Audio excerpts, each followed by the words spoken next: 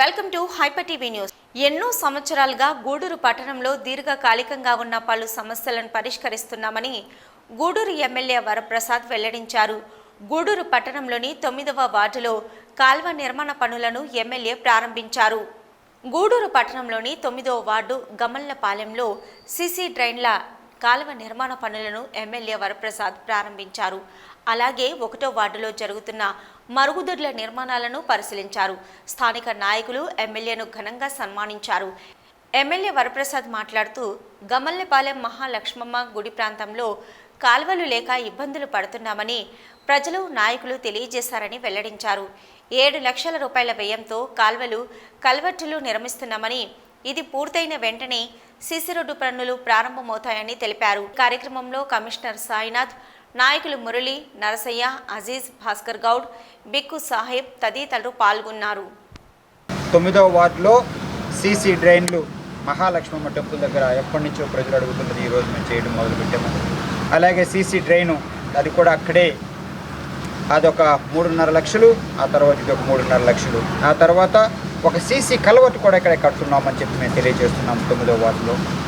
ఆ తర్వాత ఇంకొక సీసీ రోడ్లు 2 మహాలక్ష్మి గుడి దగ్గర చుట్టుప్రక్కల, ఎందుకంటే ఒక దేవాలయం ప్రజలందరూ వచ్చి వెళ్తుంటారు, భక్తులు వస్తారు, అది చాలా ముఖ్యమైన ఉద్దేశంతో ఈ ప్రాంతం అంతా కూడా నేను కోరిన తర్వాత కమిషనర్ గారు మమ్మల్ని ఆదరించి ఆ విధంగా ఈ పనులు పూర్తి చేసి ఈ ప్రాంతం అంతా కూడా శుభ్రతగా ఉండడానికి, దోమలు దుర్వాసన లేకుండా ఉండడానికి ఇవన్నీ కూడా చేపట్టామని చెప్పి ప్రజలకు మరొకసారి తెలియజేస్తూ మిగిలిన 20 లక్షలు కూడా మిగిలిన చోట ఏర్పాటు చేస్తాము అని చెప్పి మేము తెలియజేస్తున్నాం.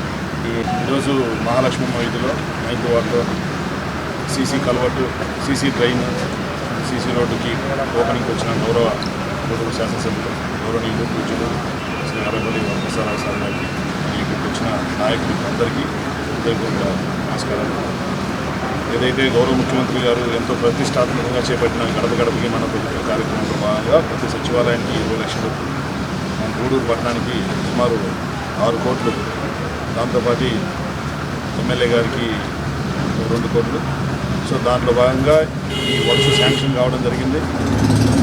వర్క్స్ మొదలుపెట్టి గౌరవ శాసనసభ్యుల వరకు పనులు జరుపుతూ ఉన్నాం. ఒక్కో సచివాలయానికి 20 లక్షల లెక్కన యాజ్ ఎర్లీ యాజ్ పాసిబుల్గా గవర్నమెంట్ విడుదల చేసిన ఈ 6 కోట్ల అమౌంట్కి వర్క్స్ యాజ్ ఎర్లీ యాజ్ పాసిబుల్గా కంప్లీట్ చేస్తామని కూడా ప్రజలకు తెలియజేస్తున్నాం.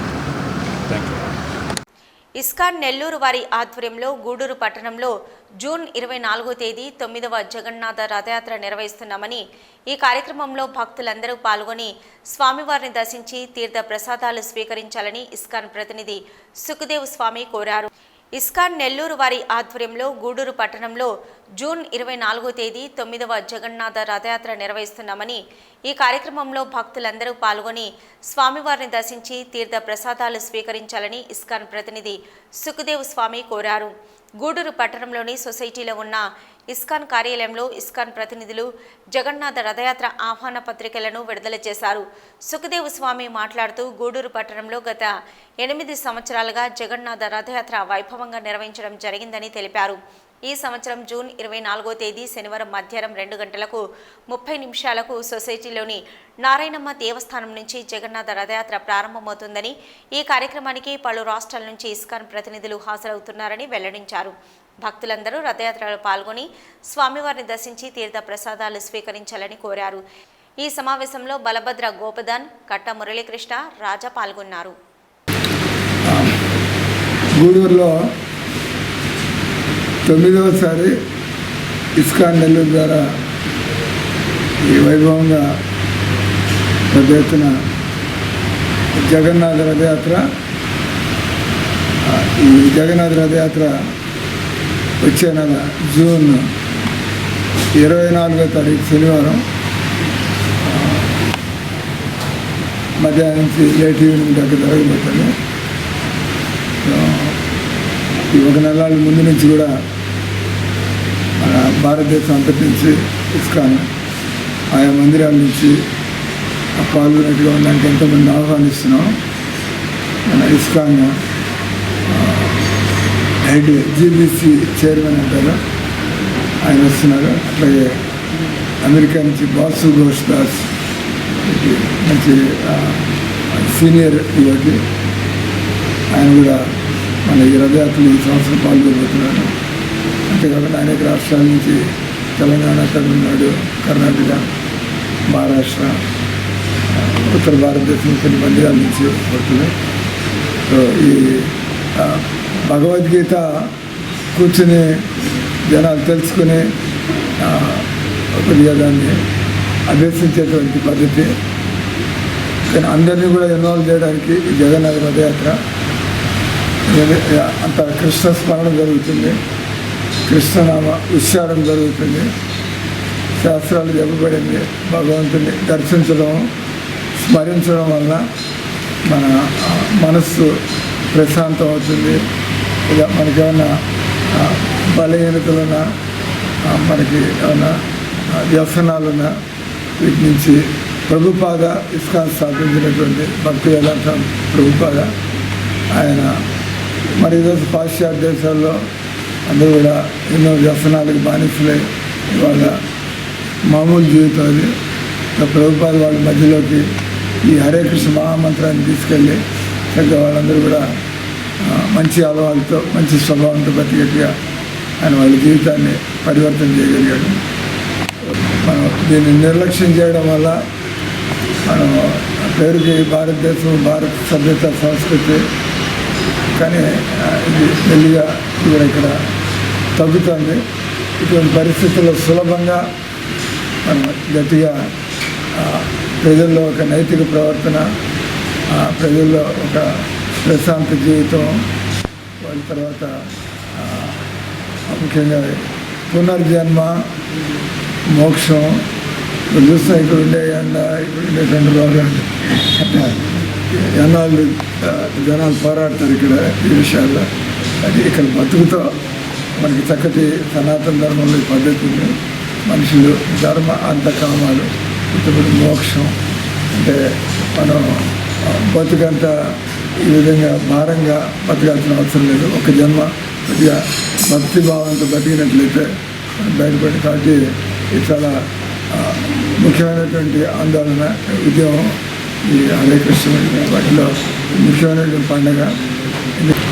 సో మీ అందరి యొక్క ఆదరాభిమానులతో, అలాగే జగన్నాథ స్వామి యొక్క ఆశీస్సులతో గత 8 సంవత్సరాలుగా మనం జగన్నాథ రథయాత్ర చేసుకుంటూ వచ్చాము. ఈ సంవత్సరం మనం 9వ చేస్తున్నాము. సో యథావిధంగానే మనం జూన్ 24వ తేదీ శనివారం మధ్యాహ్నం 2:30 గంటలకి నారాయణమ్మ గుడి వద్ద ప్రారంభమవుతుంది సొసైటీ సెంటర్. సో తర్వాత అక్కడి నుంచి మనం కోనేటిమిట్ట, తర్వాత సంగం థియేటరు, తర్వాత తూర్పు వీధి, బ్రాహ్మణ వీధి, తర్వాత బజార్ వీధి, రాజా వీధి, తర్వాత క్లాక్ టవర్, తర్వాత హాస్పిటల్ రోడ్ మీద చివరిగా మనం డిన్నర్ కమిటీ హాల్ దగ్గర కూర్చొని చేరుకుంటాం. సో అది మన ఫాలోయింగ్. సో కాకపోతే మనం ఒకన్నర నెల ముందు నుంచే మనం ఈ కార్యక్రమాల ప్రచారం చేయడం భాగంగా మన చుట్టుపక్కల కొన్ని గ్రామాలు కూడా మనం సందర్శించడం జరుగుతుంది, ప్రచారం చేయడం జరుగుతుంది. ఆల్రెడీ ఇప్పుడు మనం కోట, విద్యానగర్, చెన్నూరు, సైదాపురం ఇవన్నీ కూడా ఆల్మోస్ట్ మేము ఈ ప్రచార భాగంగా అన్నీ కూడా వాళ్ళకి ఇంటింటికి వెళ్ళి మేము వాళ్ళని ఆహ్వానిస్తున్నాం. సో ఇది చాలా గొప్ప అవకాశం. ఇది మనం అందరం కూడా లక్షల వేల మధ్యలో పూరికి వెళ్ళి ఆ జగన్నాథ రథయాత్రలో మనం పాల్గొనడానికి అవకాశాలు చాలా తక్కువ. సో శిక్షల ప్రభుపాద వారి యొక్క దయ వల్ల వాళ్ళ ప్రపంచం అంతా కూడా ఆ జగన్నాథుడిని, ఏదైతే పూరికి మాత్రమే పరిమితమైన జగన్నాథుడిని ఇప్పుడు ప్రపంచం అంతా కూడా ఆయన జగన్నాథుని బయటికి తీసుకువచ్చారు. సో మనకెంతో భాగ్యం. మనం మన గూడూరులో కూడా ఇటువంటి కార్యక్రమంలో జరపడం. సో మీ అందరి యొక్క ఆదరాభిమానాలు, సహకారాలు ఉండాలని కోరుకుంటూ యథావిధంగా ప్రతి సంవత్సరం లాగే సో మీరు వచ్చి ఈ కార్యక్రమాన్ని జయప్రదం చేసి భగవంతుని దర్శించుకుంటూ, అలాగే కీర్తనలో పాల్గొంటూ, నృత్యాలు చేసుకుంటూ ప్రసాదం స్వీకరించి భగవంతుడి యొక్క ఆశీస్సులు పొందాలని మేము కోరుకుంటున్నాము. అలాగే యథావిధంగానే అతి తక్కువ వేతనంతో వాలంటీర్లు ప్రజలకు అందిస్తున్న సేవలు మరవలేనివని, వాలంటీర్లు అందిస్తున్న సేవలను గుర్తించి రాష్ట్ర వ్యాప్తంగా వాలంటీర్లకు వందనం కార్యక్రమం జరుగుతుందని గూడూరు నియోజకవర్గ ఎమ్మెల్యే వరప్రసాద్ వెల్లడించారు. గూడూరు 2వ పట్టణ పరిధిలోని మాల్యవ్య నగర్ సచివాలయంలో వాలంటీర్లకు వందనం కార్యక్రమం నిర్వహించారు. ఈ కార్యక్రమానికి ముఖ్య అతిథిగా ఎమ్మెల్యే వరప్రసాద్, ఎమ్మెల్సీ బల్లి కళ్యాణి చక్రవర్తి పాల్గొని వాలంటీర్లను సన్మానించి అభినందించారు. ఎమ్మెల్యే వరప్రసాద్ మాట్లాడుతూ దేశంలో ఎక్కడా లేని విధంగా మన రాష్ట్రంలో ముఖ్యమంత్రి జగన్మోహన్ రెడ్డి 50 గృహాలకు ఒక వాలంటీర్ని నియమించారని తెలిపారు. అతి తక్కువ వేతనంతో వాలంటీర్లు ఉత్తమ సేవలు ప్రజలకు అందిస్తున్నారని, ఎక్కడికి వెళ్లినా వాలంటీర్ల ప్రవర్తనపై ప్రజలు సంతృప్తి వ్యక్తం చేస్తున్నారని వెల్లడించారు. గత టీడీపీ ప్రభుత్వంలో జన్మభూమి కమిటీల పేరుతో సంక్షేమ పథకాలను అర్హులైన పేద ప్రజలకు ఇవ్వకుండా మోసం చేశారని అన్నారు. ఎమ్మెల్సీ బల్లి కళ్యాణ్ చక్రవర్తి మాట్లాడుతూ ప్రభుత్వానికి ప్రజలకు మధ్య వారధిగా వాలంటీర్లు ఎంతో బాగా పనిచేస్తున్నారని, రాబోయే రోజుల్లో కూడా ప్రజలకు ఉత్తమ సేవలు అందించి ప్రభుత్వానికి మంచి పేరు తీసుకురావాలని సూచించారు. ఈ కార్యక్రమంలో మున్సిపల్ కమిషనర్ సాయినాథ్, నాయకులు రాజేష్, సుభాన్, నర్సయ్య తదితరులు పాల్గొన్నారు. అందరూ బాగా సేవ చేశారు, కానీ ఒక్క కంప్లైంట్ లేదు కనుక గూడూరులో మున్సిపాలిటీలో ఉన్న మొత్తం అర్బన్ ఇది కనుక్కుని మొత్తం 495 మందికి మిత్ర సేవలు వచ్చింది. మీ అందరిని అభినందిస్తున్నాను. ఒక్కొక్కరికి 10,000 చొప్పున వారు ఇస్తున్నారు. అది సేవకు మీకు గుర్తింపే తప్ప అది సరైన వేతనాలుగా భావించవద్దు. అలాగే రత్న మరో 5 మందికి ఇవ్వడం జరిగింది. ప్రతి ఒక్కరు కూడా గౌరవిస్తున్నారు. సో అదొకసారి తెలియజేస్తూ ఈసారి మన వజ్రా ఎందుకు రాలేదో తెలియలేదు. సో మనందరం మరొక్కసారి కృషి చేసి ఆ వజ్రా వచ్చేటప్పుడు ఈసారి కమిషనర్ గారు ఏం చేయాలంటే దయచేసి మీరు ఫీడ్బ్యాక్ తీసుకుని అంత చక్కగా చాలామంది చేస్తున్నారు కనుక వాళ్ళకి నెల్లూరు జిల్లాలో అక్కడ అటెండ్ అయ్యి అక్కడ వాలంటీర్లని వాలంటీర్ అప్రిషియేషన్ ప్రోగ్రామ్ కాబట్టి అక్కడ వాళ్ళకి అభినందనలు తెలుసుకొని ఉంటే వెంటనే మన ఎమ్మెల్యే గారు నాకు కాల్ చేయడం జరిగింది. ఇక్కడ మన గూడూరులో కూడా మన వాలంటీర్లు చాలా చక్కగా సేవలు అందిస్తున్నారు. అది అందరికీ తెలిసిన విషయమే. మీరు కానీ వచ్చి వాళ్ళకి అభినందిస్తే బాగుంటుందని చెప్పేసి చాలా క్లియర్గా చెప్పడం జరిగితే వెంటనే నేను బయలుదేరి వచ్చాను. ముందుగా మీ అందరికీ ప్రభుత్వం తరఫున అలాగే ఎమ్మెల్యే గారి తరఫున నా తరఫున మరోసారి అభినందనలు తెలియజేసుకుంటున్నాను. ఎందుకంటే ఈరోజు ప్రభుత్వానికి బ్యాక్ బోన్ అనేది ముఖ్యంగా మీరే.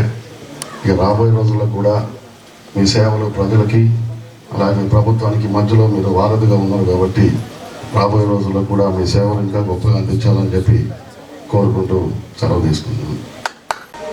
దేశంలో ఎక్కడ లేని విధంగా, ఎక్కడ చూడని విధంగా ఇంటింటికి అంటే పరిపాలన ప్రతి ఇంటికి అందాలనే ఒక ఉద్దేశంతో గౌరవ ముఖ్యమంత్రి వారు ఎంతో వినూత్నంగా ఈవెన్ ఇండియా లెవెల్లో కానీ ఎక్కడ ఈ విప్లవాత్మకమైన ఈ వాలంటీర్ వ్యవస్థను పెట్టడం కానీ 50 ఏళ్ళకి ఒక వాలంటీర్ అనేది అంటే పరిపాలనని గ్రౌండ్ లెవెల్కి తీసుకోవడం అనేది ఒక వినూత్నమైన ఆలోచన. అది చాలా గొప్ప ఆలోచన.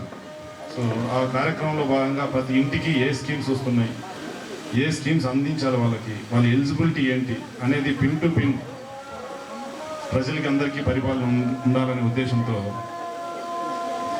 గ్రామ సచివాలయ వ్యవస్థను ఏర్పాటు చేయడం, అందులో భాగంగా ప్రతి సచివాలయంలో ఒక వింగ్ను ఏర్పాటు చేసి వాళ్ళకు సహాయ సహకారాలు అందించేందుకు వాలంటీర్ వ్యవస్థను ఏర్పాటు చేయడం. ఆ వాలంటీర్లు ప్రతి ఇంటికి వెళ్ళి వాళ్ళకు తెలియకపోయినా వాళ్ళకి ఏ స్కీమ్కి ఎలిజిబుల్ ఉందో రైస్ కార్డ్స్ కానీ, పెన్షన్స్ కానీ, వైఎస్ఆర్ చేయూత, ఎన్నో స్కీమ్స్, ఆసరా, ఈ స్కీమ్స్కి వాళ్ళ ఇంట్లో ఏవి ఎలిజిబుల్ ఉన్నాయి. సో వాళ్ళు తెలియకుండా కానీ మన వాళ్ళు వాలంటీర్ వ్యవస్థ ద్వారా వెళ్ళి వాళ్ళకు మీకు పలానా స్కీమ్లో మీకు అర్హత ఉంది, మీరు అప్లై చేసుకోండి, మీకు అమౌంట్ వస్తుందని ప్రభుత్వాన్ని డైరెక్ట్గా ప్రజల వద్దకే తీసుకురావడం అనేది చాలా గొప్ప ఆలోచన. చాలా గౌరవ ముఖ్యమంత్రి గారికి అభినందించిన విషయం. సో ఈ కార్యక్రమాన్ని ఇంత దిగ్విజయంగా చేస్తున్న వాలంటీర్లందరికీ వందనం అనే ప్రోగ్రాం ద్వారా గౌరవ ముఖ్యమంత్రి వర్యులు వారు, గౌరవ శాసనసభ్యులు వాళ్ళు మీ మీద ఉన్న మీరు చేస్తున్న సేవకు గుర్తింపుగా ప్రతిఫలంగా మిమ్మల్ని గుర్తించే కార్యక్రమం చేయడం జరిగింది. అందులో భాగంగా ఈరోజు ఇవి ఇప్పటివరకున్న హైపర్ టీవీ న్యూస్. నమస్తే.